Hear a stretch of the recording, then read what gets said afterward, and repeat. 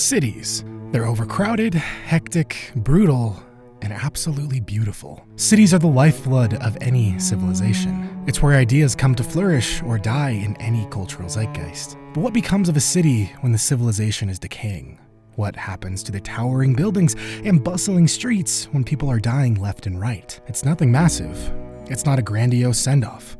When a civilization dies, all that's left of a city is nothing more than empty halls. Welcome to the Inside Lore series, where in today's episode we will be discussing the city. This video will be divided up into two sections, the first being all in-game confirmed information, and the second being my own theories about the overarching story within the world of Inside.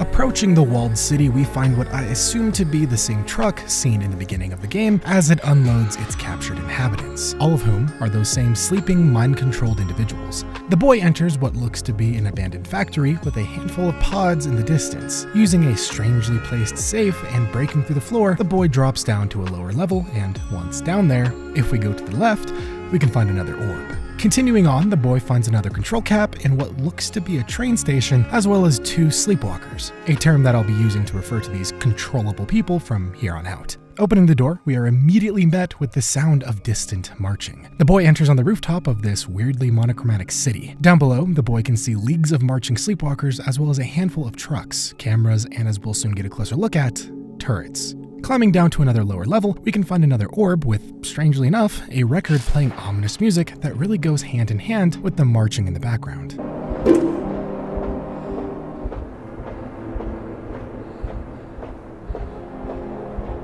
The boy, almost falling, enters another building that appears to be in total disarray as he hops from rooftop to rooftop. With nowhere else to go but down, the boy enters street level. Here he watches the seemingly endless line of zombie-like sleepwalkers as they shuffle towards an unknown destination. What's interesting to note about these sleepwalkers is that it appears that some of them have strange growths along their necks and backs. This could also be a total nothing burger, but I find it interesting how some of them almost look like an adult version of this boy. Could be nothing, but interesting nonetheless. Sneaking through another factory, the boy turns on the power, only to find large turrets that fire tasers that incapacitate anyone who passes into their light. All around we can see the bodies of what I presume to be sleepwalkers recently incapacitated. Making it by these defenses, the boy accidentally falls through the floorboards and accidentally ends up in a line of sleepwalkers. Standing back up, the boy is instantly locked on by a camera. If he acts out of turn in any way, it will instantly tase him. Also, when caught and tased, there is a splattering of blood, so this isn't some gentle incapacitation. This kid, or anyone else who gets caught, is severely injured.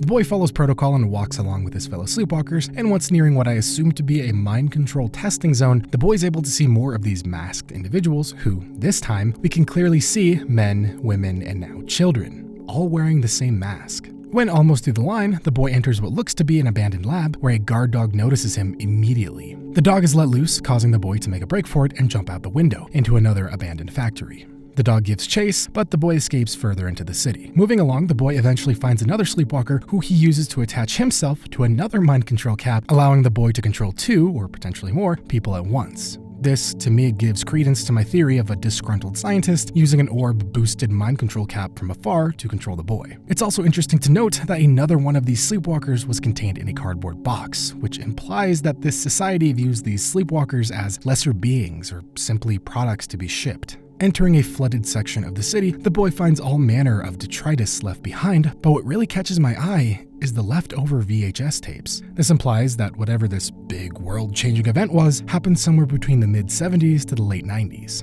The boy eventually finds himself in a very high-tech water lock where, after he makes it up higher, discovers a still functioning train station with people walking all around. Yet along the lower levels, we see yet another functional train, jam-packed with sleepwalkers.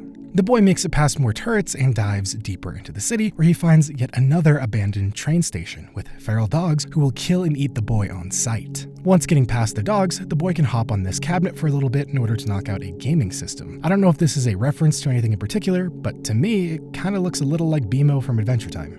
Finding where all this water is coming from, the boy finds himself in a totally flooded district that appears to be monitored by a research station where we find 2 scientists, one of whom was returning from a submersible. And that, ladies and gentlemen, was the city, so let's hop into some speculation.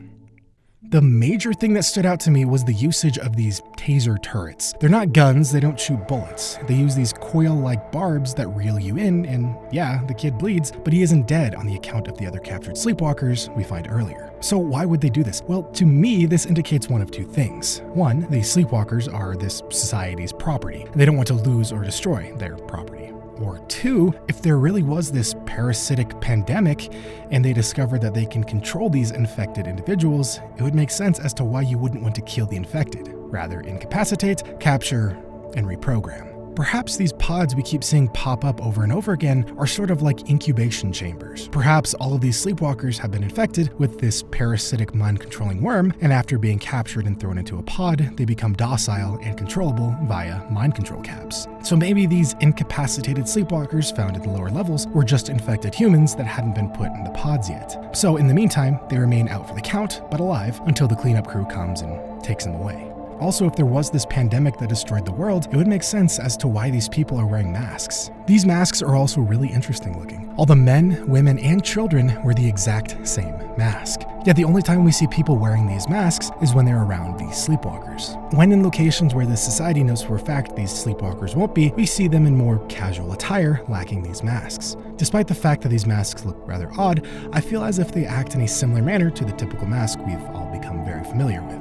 This section of the game gave us some relatively good lore breadcrumbs to follow that I'm sure the deeper into the abyss we go, the stranger the world will become.